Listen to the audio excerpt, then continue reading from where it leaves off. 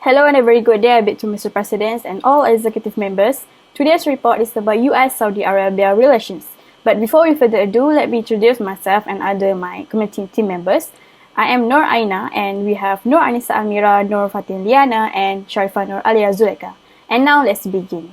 Dear Mr. President and all executive members, I would like to begin this report by giving some introductions regarding this topic.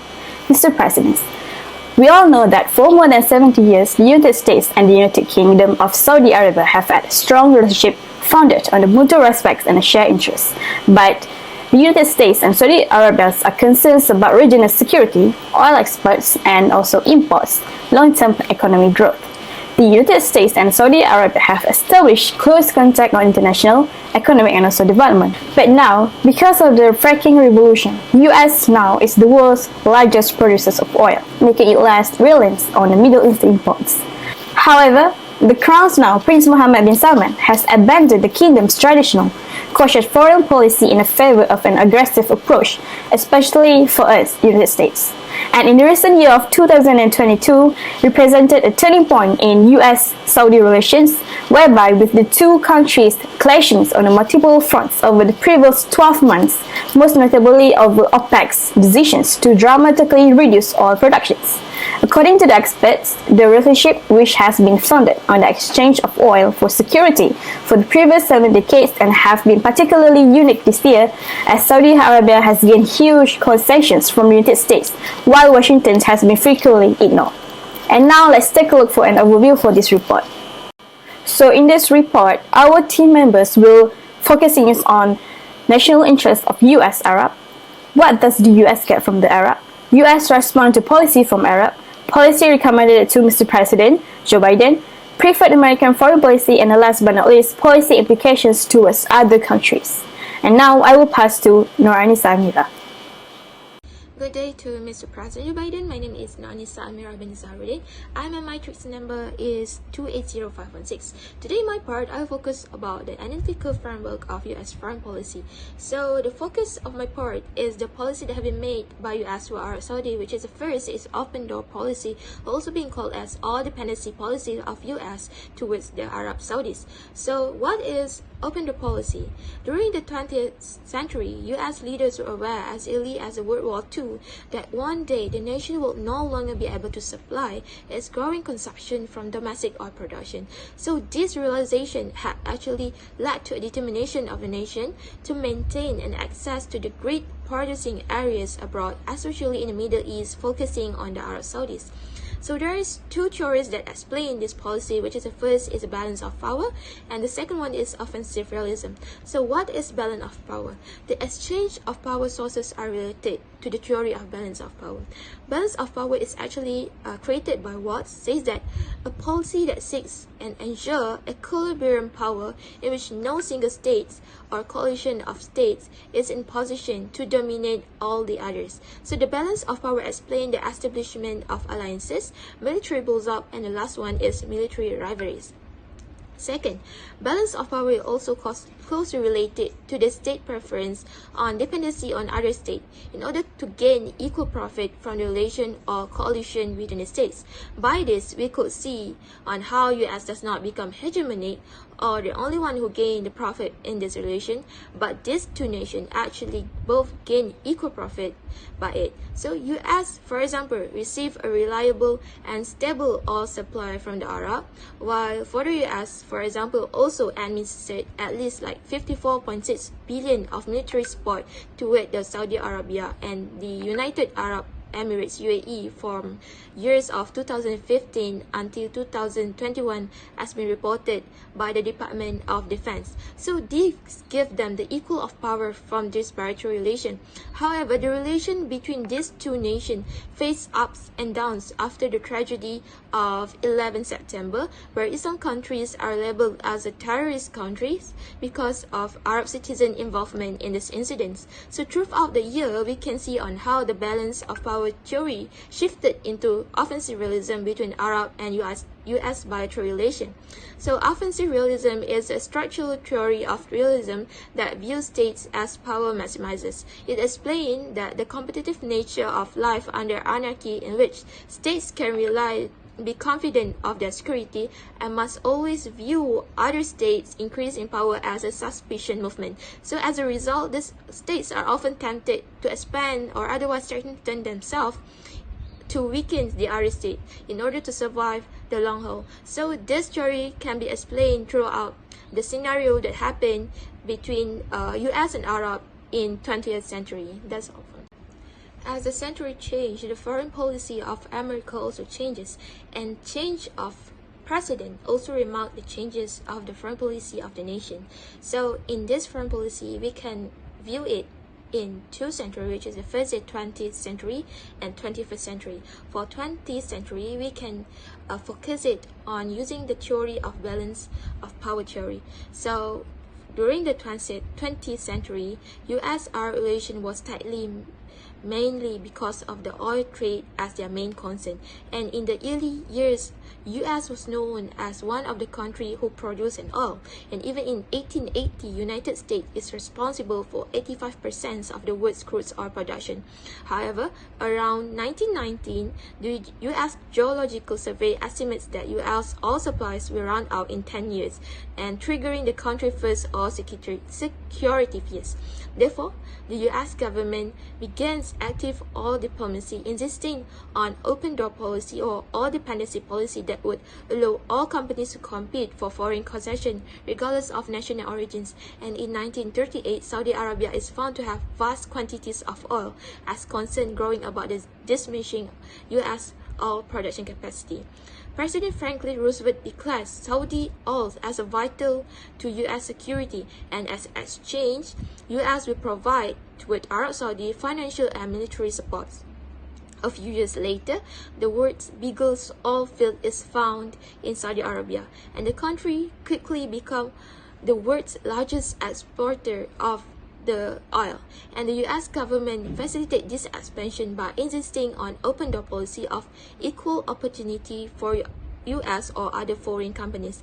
And as a result, from this bilateral relation formed by the US and Arab, it have made US provide Arab with military protection of the kingdom in exchange for reliable oil supply from the Saudi.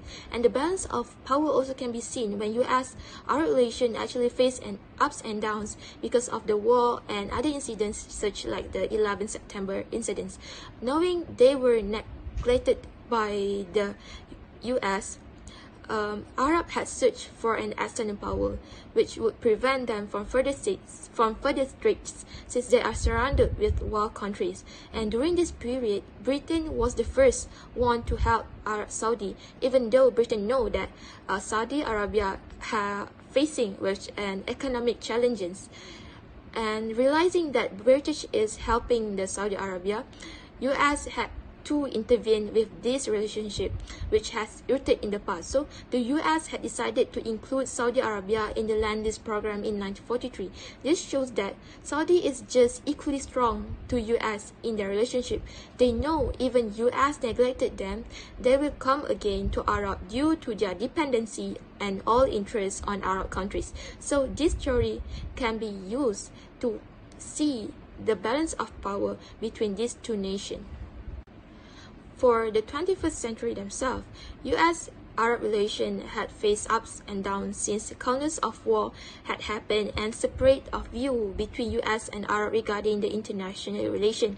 Since the Congress of War had happened, the dependency of US toward Arab Saudi of oil had decreased, and during the 21st century, 11 September incident had happened and completely changed the view of US towards Arabs, and the September 11 attacks had created a strange position for the both states. Although Saudi Arabian government had denied every time any involvement for the kingdom concerning the terrorist attack, but the fact that there are 15 of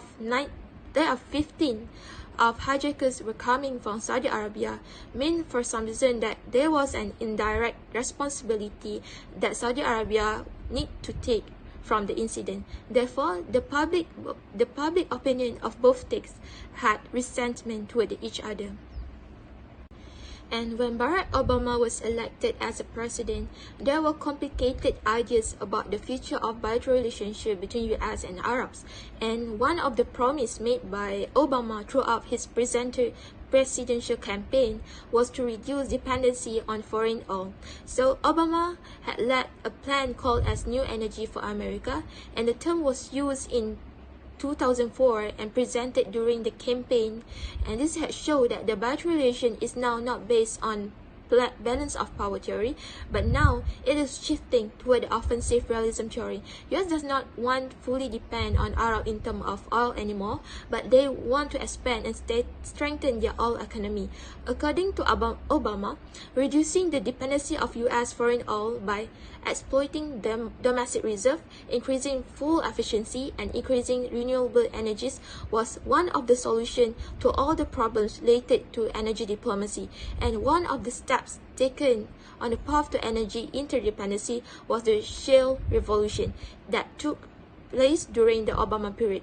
After the uncertainties regarding the energy supply and demand worldwide, the shale revolution proved to be fruitful and profitable toward the US. Not only did the production meet the domestic consumption, but it also paved the way for the potential of export projects, as these developments also mean that US now become the rival for Saudi Arabia due to not depending on the Middle Eastern oil anymore, and they had altered the balance once again. Still, the relationship between the US and Saudi Kingdom remain moderate until now.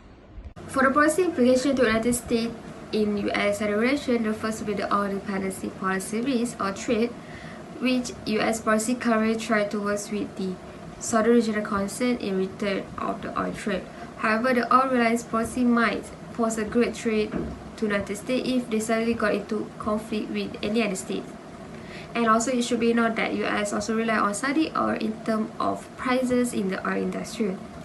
And when the Saudi Arabia decided to drop OPEC and cut oil production, it also affected the United States and their people as well. And the White House also stated that this indicated as a support from Saudi Arabia to Russia during the Russia-Ukraine war. By doing this cut oil production, it might or it affected the oil prices, which means the oil prices increases and the economy will collapse, especially when the world is in the verge of the economic recession, which means the United States also affected in terms of the economic aspect. Next will be the regional stability concern by the region of Saudi Arabia is important, as our market is influenced by the political and security stability in Saudi Arabia. US also has been supplying weaponry to Saudi and even the UAE, as well as back then during the conflict with the Houthi insurgency in Yemen. Civil war like this will threaten the shipping routes and even the oil transit route as well. So when there's any trade that or any challenges or anything that poses a threat to the regional stability, it will also cause damage to US imported oil. Policy implication to the international will be focusing on East Asia and international organization. As for the East Asia, such as South Korea, which they are heavily reliant on imported oil to boost up their economic growth. As for the oil implication, we can see in one situation, for example, if oil prices are low, the South Korea will be gaining the benefit in economic prospect, which means the investors will invest in energy field in their country to bolster their economy.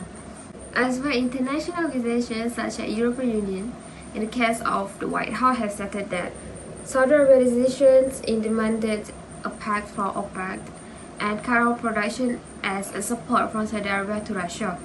Basically, Russia faces economic sanctions, and however, the European Union, European countries still rely on the Russian oil, and yet they might potentially ban or cut the Russian oil. So when this happened, the United States and the EU demanded or requested Saudi Arabia to increase the oil production. However, Saudi Arabia refused and dismissed this request.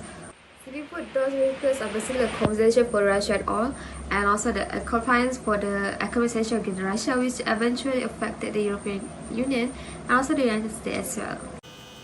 Hello, Mr. President Joe Biden. I am Nur LIYANA, a student studying American foreign policy.